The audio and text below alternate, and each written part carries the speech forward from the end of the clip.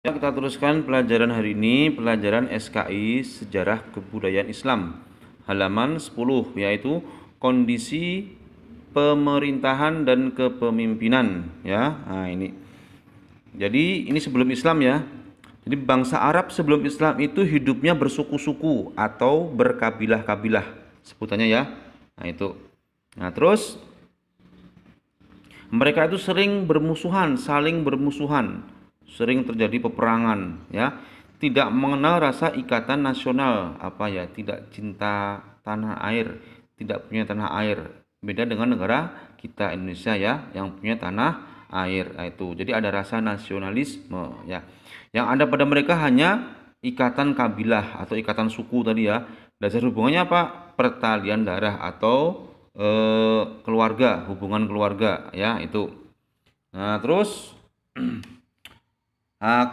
kabilah-kabilah atau suku-suku ini mempunyai pemuka atau pemimpin ya yang dituakan pemimpinnya.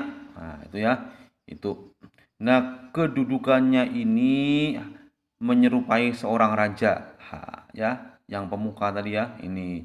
Jadi harus ditaati ya. Keputusannya harus ditaati, seruannya harus diikuti. Kalau melawan malah bisa dihukum ya ini, atau diktator ya. Nah, itu keras. Nah, itu. Nah, sehingga kalau ada yang pemimpin yang marah apa-apa bisa menghukum anak buahnya.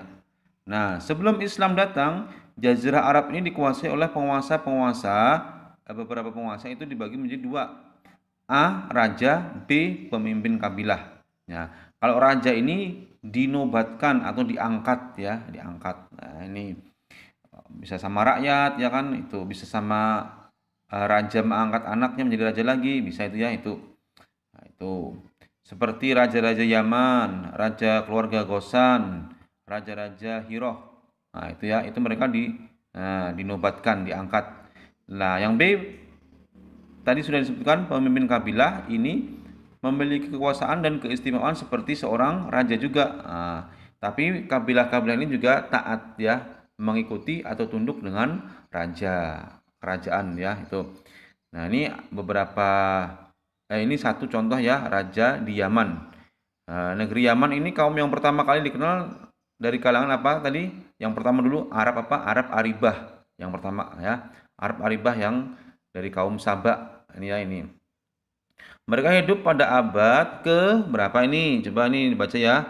Ini bacanya abad ke-25 S artinya sebelum, M itu Masehi. Jadi kalau ada angka ini angka Romawi ya. Silang ini artinya angka 10. V ini angka 5. Jadi kalau silang-silang artinya 10 tambah 10 20 tambah V5 25. S-nya sebelum, M Masehi. Jadi membacanya abad 25 sebelum Masehi. Wah, ini lama banget nih, ribuan tahun. Nah, ini sudah memiliki peradaban dan kekuasaan, mencapai keemasan pada abad ke-11. Ini 11 bacanya, sebelum Masehi. Nah, jadi ini dibagi menjadi 4 masa. A atau satu masa sebelum tahun 650 sebelum Masehi. Tahun 650 sebelum Masehi, ribuan tahun ya. Ini rajanya bergelar Ma'rib Sabak. Nah, ibu kotanya mana? Sarwah. Dijadikan ibu kota itu ya. Ada puing-puingnya, puing-puing itu reruntuhan ya, bekas runtuhnya kerajaan ya. Ini di sebelah barat kota Ma'rib. Nah, ini pada zaman ini sudah bisa membuat apa namanya? Bendungan. Bendungan Ma'rib namanya. Wah, ini ribuan tahun yang lalu sudah bisa bikin bendungan. Nah, ini memiliki bendungan ini memiliki peran yang amat besar dalam sejarah Yaman. Dengan bendungan Ma'rib inilah kaum Sabak mempunyai pengaruh dan kekuasaan yang besar. Pada akhirnya apa? Mereka melakukan penjajahan atau memperluas daerah kekuasaan sampai keluar dari negeri Arab. Yang B, tahun 650 sebelum Masehi sampai 115 sebelum Masehi. Nah, karena kekuasaannya yang luas besar, maka gelar Ma'rib yang raja-raja tadi ditinggalkan, berganti baru yaitu Raja Sabak, raja-raja Sabak. Ma'rib dijadikan ibu kota. Kalau tadi apa? Sarwah ya kan? Yang 650 itu ibu kota ini di Sarwah. Ini. Terus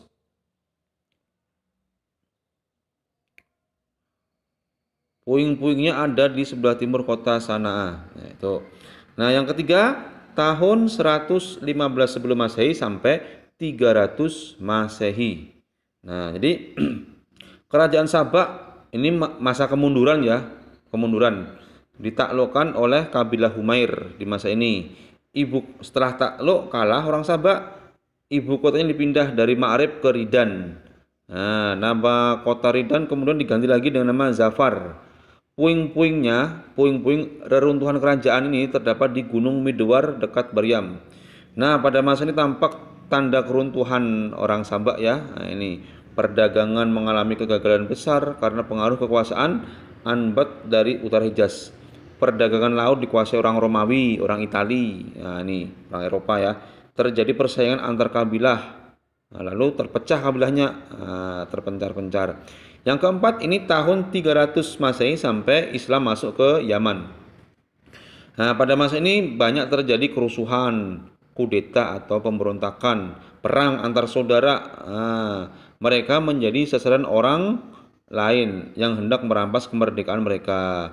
Nah, atas bantuan Romawi atau Itali, orang-orang Habsyah, orang Afrika bisa menduduki Yaman untuk yang pertama kalinya, yakni tahun 340 Masehi. Nah, terus pada tahun 450 Masehi atau 450 Masehi, bendungan Ma'rib tadi yang kuat ini mulai retak sehingga runtuh dan terjadi banjir besar yang disebutkan dalam Al-Qur'an dengan sebutan Sailul Aram. Nah, ada kan di soal yang dulu kan Sailul Aram. Wah, berarti berapa tahun umurnya ini? Tadi dibikin tahun 650 sebelum Masehi. Nah, bendungannya roboh tahun 450 Masehi. Berarti kalau tahun 650 sebelum Masehi ke 0 berapa? 650 tahun tambah 450. Berarti berapa? 1100 tahun umur bendungan Ma'rib ini. Wah, luar biasa ya. Orang zaman dulu sudah bisa bikin bendungan. Nah, akibat banjir ini tadi berbagai bangunan hancur, penduduk terpencar-pencar. Nah, pada tahun 525 orang-orang Habsyah menduduki Yaman untuk yang kedua kalinya. Yang pertama tadi ini kan 340 Masehi, yang kedua ini 525 Masehi. Nah, ini yang memimpin siapa? Aryat namanya, yang kemudian digantikan oleh Abraha. Dan Abraha ini yang apa nih? Mau menghancurkan Ka'bah ya kan? Dengan pasukan apa? Pasukan gajah. Ashabul Fil, pasukan gajah. Tapi gagal ya kan? Nah, setelah tahun 575 Masehi, Yaman terus menjadi kekuasaan kerajaan Parsi, ya, Parsi. Pada tahun 638, penguasa Yaman dari Parsi namanya Bazan memeluk agama Islam, dan dengan Islamnya Bazan, pengaruh Parsi telah lenyap dari negeri Yaman. Ya, cukup ini aja ya. Hari ini kita materi aja, tidak ada latihan. Terima kasih.